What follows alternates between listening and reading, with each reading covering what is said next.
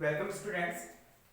इससे previous lecture में हमने बात कर ली थी किसके बारे में, जो वायु दाब की जो समीकरण है उसको निकाल रहे थे अपन कि एक वायु स्तंभ लिया था और उस वायु स्तंभ की वजह से हमने किसको निकाला था, उसके लिए समवितरण फलन इसको निकाल दिया था।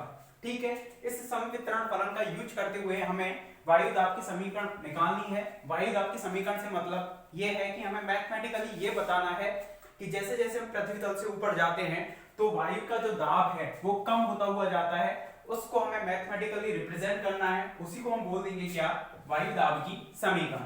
तो इसके बाद आपकी शायद हेडिंग नहीं डर रही है, इस तरह से हेडिंग बना देना उसको कि समवितरण फलन की सहायता से वायु दाब की समीकरण ज्ञात करना। जो समवितरण फलन ये आ गया है, उसके बाद इस तरह से हेडिंग बना देना। और उसके बाद चूंकि कोई भी आई वी कोष्ठ का है उसमें हमने कणों की संख्या को z की टर्म में निकाला था n/z e की पावर में माइनस के बीटा ei, इस तरह से निकाला था किसी भी आई वी कोष्ठ का के लिए। तो z का मान इसमें रखेंगे तो ni इक्वल टू कितना आ जाएगा, n अपॉन में z का मान रखेंगे a kt अपॉन में h स्मॉल n इंटू जी। ठीक है, और ये कितना आ जाएगा a kt और यहाँ पर आ जाएगा नीचे 1/2 पाई n kt की पावर में 3/2 इतना आ जाएगा। ठीक है, अब यहाँ पर अपन को करना क्या है, ये आई वी कोष्ठ का में कणों की संख्या है। चूंकि जो h है एक कोष्ठका का आयतन होता है वो कितना होगा, dx d by dz dpx dp by dpz, इस तरह से होगा dpx dp by dpz। तो यहाँ पर अपन ने ni इक्वल टू इस तरह से लिख दिया इसको n mg अपॉन में a kt और 2 पाई n kt की पावर में 3/2 और इसको लिख दिया हमने dx d by dz dpx dp by dpz, इस तरह से हमने इसको लिख दिया। अब यहाँ पर आई की कोष्ठका में है, जैसे कि अपन मान दे क्या है, जैसे कि एक निकाय है जिसके अंतर्गत गैस भरी हुई है, इस तरह से एक बॉक्स है। तो इस बॉक्स को हम छोटे छोटे अल्पांश आयतनों से मिलकर बना हुआ मानते हैं। इस तरह से छोटे छोटे अल्पांश आयतनों से मिलकर बना हुआ मानेंगे।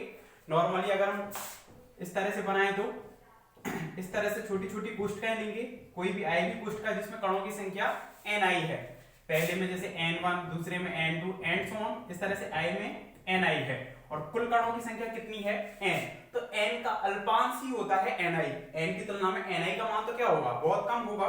तो अपन इसको ni को ऐसे नहीं लिख सकते क्या कि जैसे कि n का अल्पांश है ni तो dn लिख सकते हैं, लेकिन यहाँ पर 6 इंटीग्रेशन है इसलिए 6 डेरिवेटिव के फॉर्म में लिखेंगे d6n।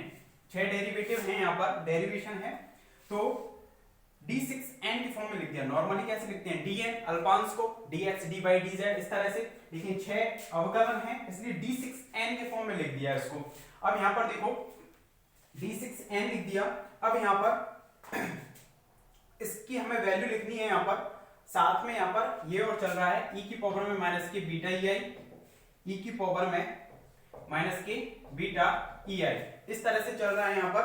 और जब e की पावर में तो d6n इक्वल टू कितना हो जाएगा, e की n mg अपॉन में कितना a kt 2 pi m kt की पावर में 3/2। ठीक है, और इसको यदि हम ओपन करते हैं e की पावर में माइनस के 1/kt बीटा की वैल्यू और ei कितना था, pi का स्क्वायर अपॉन में 2m प्लस में mgz, अरे इतना ही था।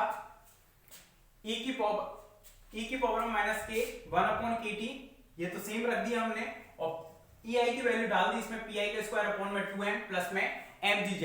तो यहां से d6n को निकालना है, d6n को, तो ये d6n कितना आ जाएगा, देखो साथ ही साथ कौन चल रहा है इसमें, dx d by dz dpx dp by dpz, इस तरह से चल रहा है इसमें। ठीक है, अब pi का जो स्क्वायर है उसको ओपन कर देते हैं तो n mg अपॉन में a kt और 2 पाई m kt की पावर में 3/2 e की पावर में माइनस के 1/kt, इसमें इसकी वैल्यू रख दी px का स्क्वायर अपॉन में 2m प्लस py का स्क्वायर अपॉन में 2m प्लस में pz का स्क्वायर अपॉन में 2m प्लस में mgz और इनटू में आ जाएगा dx d by dz dpx dp by dpz, अरे लिख सकते हैं ऐसे। ठीक है, तो यहां से अगर हम d6n आगे और इसको सॉल्व करते हैं, एन एम जी अपॉन में ए के टी 2 पाई एम के टी की पावर में 3/2। ठीक है, इतना हो गया। अब इसमें अलग अलग हम लिख देते हैं इसको, तो e की पावर में माइनस के एम जी जेड अपॉन के टी आ जाएगा। ठीक है, और e की पावर में माइनस के पी एक्स का स्क्वायर अपॉन में 2m के टी, e की पावर में माइनस के पी वाई का स्क्वायर अपॉन में 2m के टी, अलग अलग लिख दिया इन सभी को, माइनस के पी जेड का स्क्वायर अपॉन में 2m के टी, और यहाँ पर आ जाएगा dx dy dz into dpx dpy dpz। अगर यहाँ पर हम संवेग वाली जो टर्म है उनका 3 बार इंटीग्रेशन करते हैं 3 बार समाकलन करने पर, तो समाकलन अवकलन का उल्टा होता है, तो 3 बार करेंगे तो d6n बचेगा, 3 अवकलन 3 किससे हट जाएंगे, समाकलन से, तो d3n हो जाएगा n mg अपॉन में a kt 2 pi m kt की पावर में 3/2। ठीक है, e की पावर में माइनस के mg z अपॉन में kt dx dy dz इतना बचेगा, और यहाँ पर 3 इंटीग्रेशन किसके लिए लग जाएंगे, समाकलन के संवेग वालों के लिए, माइनस के px का स्क्वायर अपॉन में 2m kt, e की पावर में माइनस के py का स्क्वायर अपॉन में 2m kt इंटू में e की पावर में माइनस के pz का स्क्वायर अपॉन में 2m kt, और dpx dpy एंड dpz। अरे हो जाएगा, ये 3 समाकलन किए, मतलब यहाँ पर 3 आते तो 3 से समाकलन से 3 अवकलन हो गए, खत्म, तो d3n बचेगा हमारे पास, और तीनों की जो लिमिट होगी वो कहां से कहां तक होंगी, minus infinite to infinite, minus infinite to infinite, और minus infinite to infinite. px वाले को अलग कर लेंगे, py वाले को अलग कर लेंगे, और pz वाले को अलग कर लेंगे, तो यहाँ से हमारे पास जो वैल्यू निकल कर आएगी, तीनों इंटीग्रेशंस को हमने सॉल्व किया था, तो d3n अपॉन में इसको लिया है हम नीचे dx dy dz। ठीक है, यहाँ पर कितना बचेगा, n mg अपॉन में a kt 2 pi m kt की पावर में 3/2, यहाँ पर कौन बच गया, e की पावर में माइनस के mg z अपॉन में kt बचा, और तीनों जब समाकलन को हम सॉल्व करेंगे तो प्रत्येक समाकलन की वैल्यू आएगी कितनी, root of 2 pi m kt, यानी 2 पाई m kt की power half into half into half, इस तरह से आएगा, तो टोटल कितनी बच जाएगी यहाँ पर 3/2। ठीक है, तो 2 पाई m kt की पावर 3/2 से ही कैंसिल आउट हो जाएगा, इंटीग्रेशन पहले करवाए थे पहले लेक्चर में, इससे पहले, तो यहाँ से कितना बचेगा, ये कैंसिल आउट हो गया, n है total number of particle, m है प्रत्येक अणु का द्रव्यमान, ये गुरुत्वीय त्वरण एक उसका जो बेलन था उसका अनुप्रस्थ काट क्षेत्रफल के बोल्ट्जमान कांस्टेंट, और टेम्परेचर वो भी एक तरह से अगर हमने फिक्स रखा है, तो इस पूरी क्वांटिटी को हमने लिख दिया, p नॉट से रिप्रेजेंट कर दिया, ये कैंसिल आउट ही हो गई, e की पावर में माइनस के mg z अपॉन में kt, और ये क्या हो गया, d3n अपॉन में dx dy dz, ये वाली चीज हमने निकाली यहाँ पर, या p नॉट मत लिखो अभी, इनको नॉर्मली रहने दो, n mg अपॉन में a kt ही लिख देते हैं इसको अभी। ठीक है, ये हो गया। इससे आगे देखते हैं, ये हेडिंग जरूर डाल देना वहां पर, लिख नहीं रही है आपके उसमें,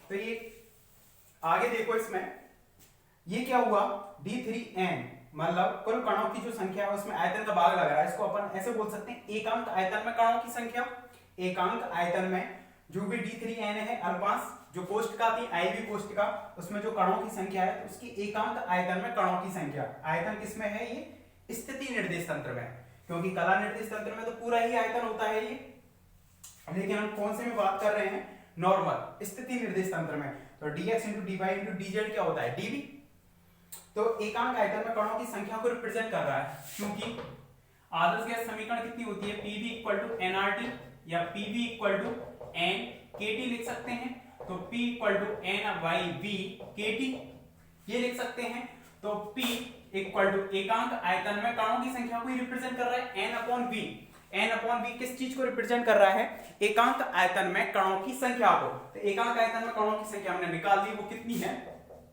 n mg अपॉन में a kt। ठीक है, ये हो गया, e की पावर में माइनस के mg z अपॉन में kt, ये डाल दी इसकी वैल्यू, और मतलब ये कितने के बराबर होगा, एकांक आयतन में कणों की संख्या के बराबर होगा। लैंग्वेज से देखें तो एकांक आयतन में कणों की संख्या, और ये भी एकांक आयतन में कणों की संख्या इनटू में kT। तो यहाँ kT से kT कैंसिल आउट हो जाएगा, इसको मानना है P नॉट mg अपॉन में a e की पावर में माइनस के mgz अपॉन में kT, और इस पूरी क्वांटिटी को हमने मान लिया कितना, P नॉट e की पावर में माइनस के mgz अपॉन में kT। तो ये जो समीकरण निकल कर आई है यही कहलाती है वायु दाब की समीकरण, क्योंकि इस समीकरण से ही आइडिया लग रहा है कि जैसे जैसे z का मान बढ़ेगा, z का मान बढ़ेगा, e की पावर माइनस के mgz अपॉन kT का मान घटेगा। मतलब z क्या थी, पृथ्वी तल से ऊंचाई, जैसे जैसे ऊंचाई बढ़ती हुई जाएगी इसका मान घटेगा, फलस्वरूप इसका मान भी घटेगा, दाब का मान भी कम होगा। तो जैसे जैसे हम ऊपर की ओर जाएंगे पृथ्वी तल से, तो वायु की जो दाब है उसमें क्या होती हुई जाएगी, कमी होती हुई जाएगी। इस चीज को ही हमें इस फॉर्मूले के जरिए रिप्रेजेंट करना था। ठीक है, पढ़ो इसको एक बार।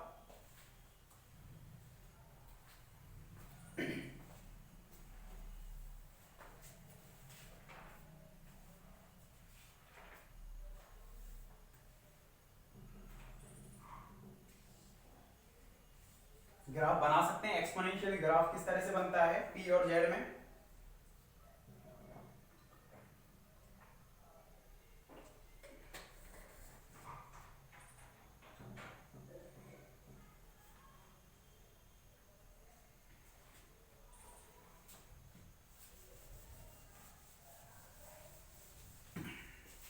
साथ ही साथ पढ़ लिया करो उस वीडियो को पॉज करके, ताकि वहीं की वहीं वो चीज क्लियर हो जाएगी आपके।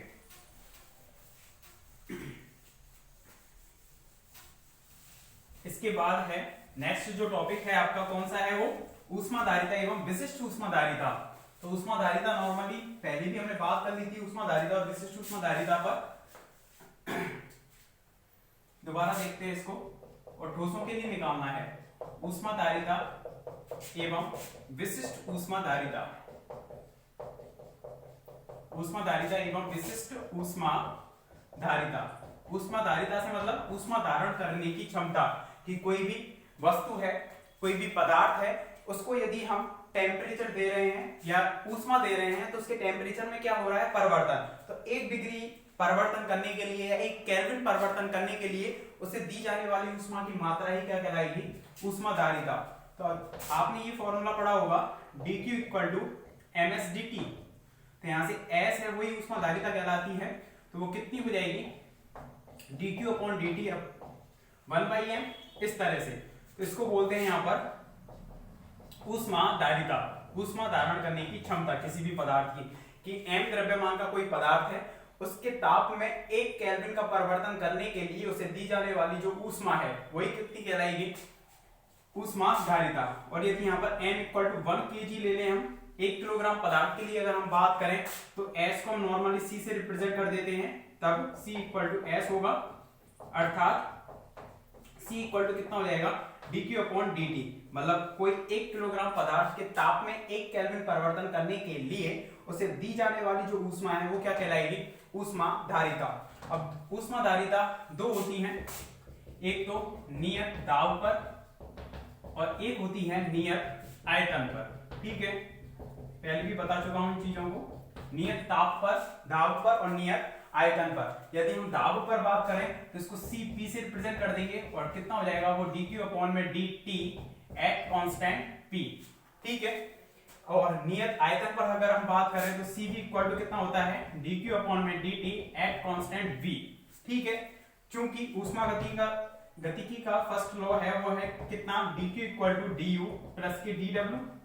तो du और dw को कितना लिखते थे, pdv। अब आयतन कैसा है, कांस्टेंट है, आयतन में परिवर्तन 0 होगा। ठीक है, तो यहाँ पर dq इक्वल टू कितना हो जाएगा, du के बराबर, मतलब इसको लिख सकते हैं अपन du अपॉन में dt एट कांस्टेंट v, जहां पर u क्या होता था, आंतरिक ऊर्जा। जो भी किसी भी निकाय में अगर गैस भरी हुई है तो गैस का प्रत्येक पार्टिकल के पास जो भी स्थितिज ऊर्जा प्लस गतिज ऊर्जा है, स्थितिज ऊर्जा प्लस गतिज ऊर्जा है, वही उसकी क्या कहलाएगी, इंटरनल एनर्जी कहलाएगी, यानी कि उस आंतरिक ऊर्जा कहलाएगी। ठीक है, तो हमें यहाँ पर नॉर्मली किसके लिए निकालनी है, ऊष्माधारिता, ठोसों के लिए। कि ठोसों के लिए विशिष्ट ऊष्माधारिता, के लिए विशिष्ट ऊष्माधारिता, इससे अगला वाला टॉपिक है विशिष्ट ऊष्माधारिता। ये हमें एवेल्यूट करनी है। एवेल्यूट क्या है, इसको समझाना है कि ठोसों के लिए विशिष्ट ऊष्माधारिता किस प्रकार से होती है। तो नॉर्मली यहाँ पर जो फॉर्मूला यूज होगा, ये वाला फॉर्मूला यूज होगा। तो हमें मेन काम करना होगा U को निकालने का। अगर हमारे पास U है तो हम उससे CV निकाल लेंगे और चेक करेंगे कि ठोसों के लिए विशिष्ट ऊष्माधारिता होती क्या है। ठीक है,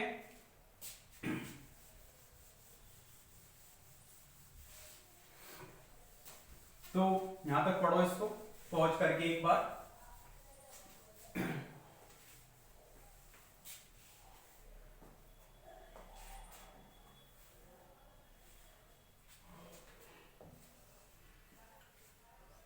और उसके बाद आगे देखते हैं। इसमें ठोसों के लिए विशिष्ट ऊष्माधारिता मतलब क्या है, समझना जरा कि फिजिक्स में मेनली दो काम किए जाते हैं कि कोई भी चीज हमारे पास थ्योरेटिकल है तो उसको हम प्रैक्टिकली प्रूव करेंगे, और कोई भी चीज प्रैक्टिकली है, कोई भी चीज हमने प्रैक्टिकली समझा दी, प्रायोगिक रूप से समझा दी, तो हमें देखना है कि वो चीज थ्योरेटिकली किस तरह से हो रही है, उसको हमें इवैल्यूएट करना होता है। मतलब दोनों को एक दूसरे से रिलेटेड करना होता है।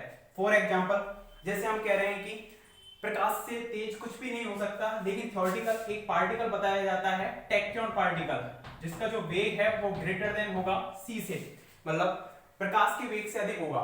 इस चीज को थ्योरेटिकली कहा जा रहा है, अभी तक इसको प्रैक्टिकली प्रूफ नहीं किया गया, और जब तक इसको प्रैक्टिकली प्रूफ नहीं किया जाएगा तब तक हम इसको मानेंगे ही नहीं कि टैक्योन जैसा कोई पार्टिकल है भी है, तब तक जब तक कि इसको थ्योरेटिकली या प्रैक्टिकली प्रूफ ना किया जाए।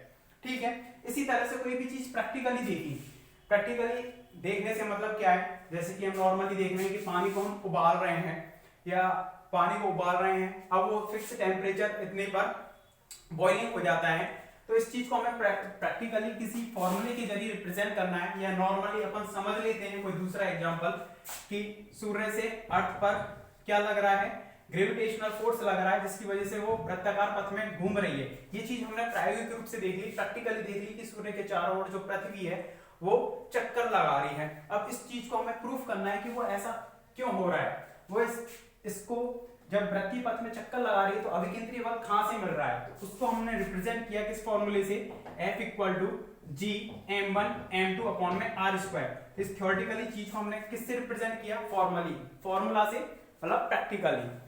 तो हर चीज है थ्योरी प्लस प्रैक्टिकली, वो दोनों एक दूसरे से क्या होनी चाहिए, रिलेटेड होनी चाहिए। तो ठोसों के लिए जो विशिष्ट ऊष्माधारिता है, ठोसों के लिए विशिष्ट ऊष्माधारिता है, तो वो नॉर्मली पहले प्रैक्टिकली देखी गई। प्रैक्टिकली किस तरह से देखा गया कि यदि हम टेम्परेचर T, कोई भी सॉलिड है, कोई भी ठोस पदार्थ है, उसको यदि हम टेम्परेचर देते हुए जा रहे हैं और उसकी विशिष्ट ऊष्माधारिता की क्या कर रहे हैं, गणना कर रहे हैं, तो टेम्परेचर में और उसकी विशिष्ट ऊष्माधारिता में यदि ग्राफ खींचा गया, प्रायोगिक ग्राफ है ये, कौन सा ग्राफ है, प्रायोगिक ग्राफ, मतलब हम चीज को कैसे देख रहे हैं, पहले तो प्रैक्टिकली देख रहे हैं, फिर उसको समझाएंगे हम थ्योरेटिकली। अलग अलग थ्योरी आएंगी इस ग्राफ को समझाने के लिए, और वो क्यों आएंगे वो रीजन भी आपको पता चल जाएगा। तो यहाँ पर जो ग्राफ देखा गया वो इस तरह से कुछ आया कि न्यून तापों पर तो वो इस तरह से आ रहा था ग्राफ, और हायर टेम्परेचर पर वो ग्राफ इस तरह से हो गया था, लगभग कांस्टेंट हो गया था इस तरह से। तो हायर टेम्परेचर पर तो ये लगभग वैल्यू जो आ रही थी 3R आ रही थी, उच्च तापों पर टेम्परेचर का मान यहाँ पर उच्च है, उच्च ताप, और इधर है जैसे हमने मान लिया ये निम्न ताप, टेम्परेचर का मान कम है इस वाले एरिया में, इस वाले एरिया में ज्यादा मान लिया। तो इसमें जो ग्राफ है वो प्रोपोर्शनल आ रहा था T⁻³ के, T³ के प्रोपोर्शनल आ रहा था जब टेम्परेचर कैसा था, लो था। लेकिन जब हायर टेम्परेचर था तो CV की वैल्यू हमें कांस्टेंट मिल रही थी, कितनी, 3R। R क्या है, गैस नियतांक, R क्या है यहाँ पर, गैस नियतांक। अब इस ग्राफ को हमें जो ग्राफ है इसमें दो चीजें हो गई, निम्न ताप और उच्च ताप। अब दोनों चीजों को हमें समझाना है थ्योरेटिकली, प्रैक्टिकली देख लिया तो थ्योरेटिकली समझाना है। अब थ्योरी दो है हमारे पास, एक तो क्लासिकल और एक है क्वांटम। एक क्लासिकल थ्योरी और एक है कौन सी, quantum theory. Classical theory just like old physics बोल सकते हैं, ओल्ड थ्योरी है, पुरानी थ्योरी है, और ये है लेटेस्ट थ्योरी, यानी कि न्यू थ्योरी है, मॉडर्न थ्योरी है। कैसी है, मॉडर्न थ्योरी। Quantum theory. तो सबसे पहले हम ओल्ड फिजिक्स को यूज करके यानी कि क्लासिकल थ्योरी का यूज करते हुए हम इस ग्राफ को समझाने की कोशिश करेंगे। वो कहीं ना कहीं विफल होगा, फेल हो जाएगा, तो उस स्थिति में हम किसका यूज करेंगे फिर? क्वांटम थ्योरी का। तो सबसे पहले हम क्लासिकल थ्योरी का यूज करते हुए इस ग्राफ को समझाने की कोशिश करते हैं। और क्लासिकल थ्योरी का यूज करते हुए जिन साइंटिस्ट ने इस ग्राफ को समझाने की कोशिश की उनका नाम है ड्यूलॉग व पेटिट। क्या नाम है उनका? ड्यूलॉग व पेटिट। तो इसलिए इस नियम को बोल देते हैं ड्यूलॉग व पेटिट का नियम। क्या बोल देंगे इसको? ड्यूलॉग व पेटिट का नियम। अब इसने कौन सी थ्योरी का यूज किया? क्लासिकल थ्योरी का यूज।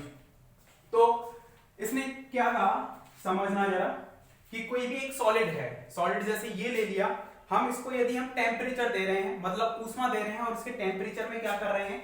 परिवर्तन कर रहे हैं, तो इसकी विशिष्ट ऊष्माधारिता में भी क्या हो रहा है? परिवर्तन हो रहा है। वो क्यों हो रहा है जरा समझना कि जैसे हमने इसको ऊष्मा दी तो इसके जो परमाणु हैं वो अपनी माध्य स्थिति के सापेक्ष क्या कर रहे होंगे? उस ऊष्मा को पाकर कंपन कर रहे होंगे। मतलब माध्य स्थिति से कभी इधर जा रहे होंगे तो कभी इधर जा रहे होंगे। इस तरह से वो माध्य स्थिति के सापेक्ष इर्द गिर्द क्या कर रहे हैं? वहां पर कंपन कर रहे हैं। और इसी तरह से एक पेंडुलम जो होता है वो इसी तरह से अपनी माध्य स्थिति के सापेक्ष क्या करता है?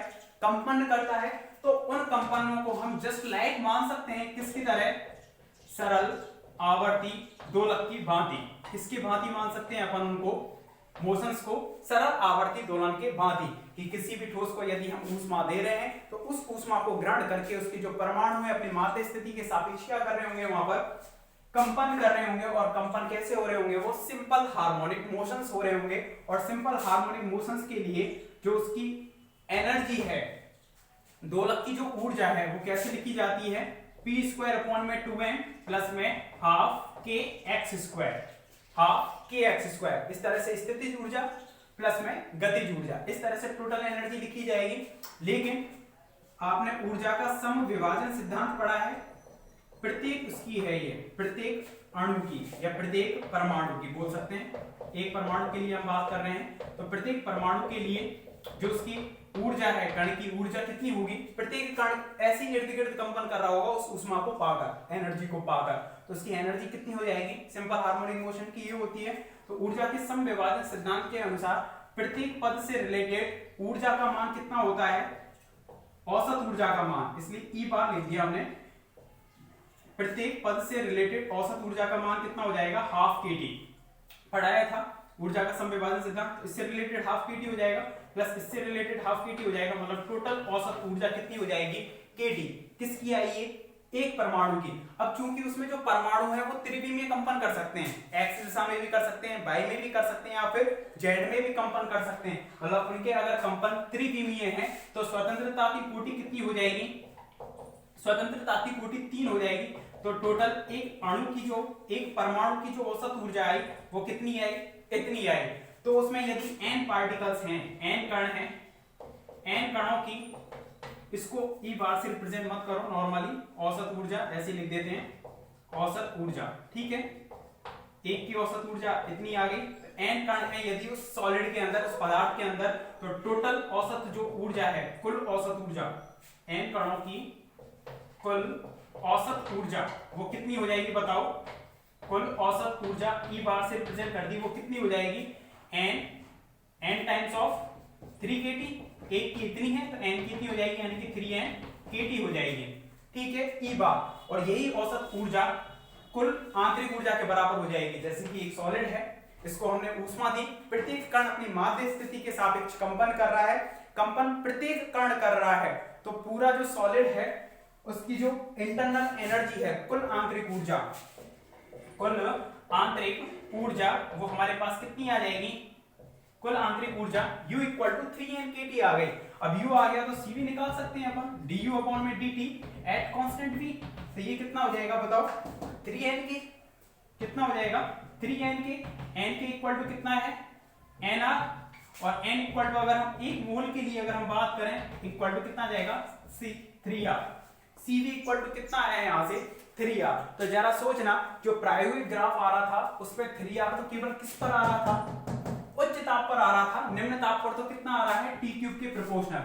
मतलब क्लासिकल थ्योरी का यूज करते हुए जो ड्यूलॉग पेटिट ने ठोसों की विशिष्ट ऊष्माधारिता को समझाया, वो केवल किस पर समझाया, ये उच्च ताप पर। उच्च ताप पर ही आ रहा है 3R, यानी कि जो कांस्टेंट वैल्यू आ रही है वो केवल उच्च तापों पर आ रही है, लोअर पर नहीं आ रही है। तो लोअर पर यानी कि निम्न तापों पर जो ड्यूलॉक-पेटिट का जो नियम है वो क्या हो गया, विफल हो गया। लोअर टेम्परेचर पर ये जो नियम है या क्लासिकल थ्योरी है या क्लासिकल फिजिक्स है वो इस चीज को समझाने में क्या रही, असफल रही। तो मतलब और जब जब कोई भी असफलता मिलती है तो नया कोई ना कोई साइंटिस्ट आएगा उस चीज को समझाने में, ठीक है। उसी तरह से तो यहाँ पर क्लासिकल थ्योरी फेल हुई है तो कौन सी थ्योरी आएगी, नहीं, क्वांटम थ्योरी। अब क्वांटम थ्योरी में दो साइंटिस्ट आएंगे, पहले आइंस्टीन भाई साहब आएंगे अपन के, आइंस्टीन, अल्बर्ट आइंस्टाइन।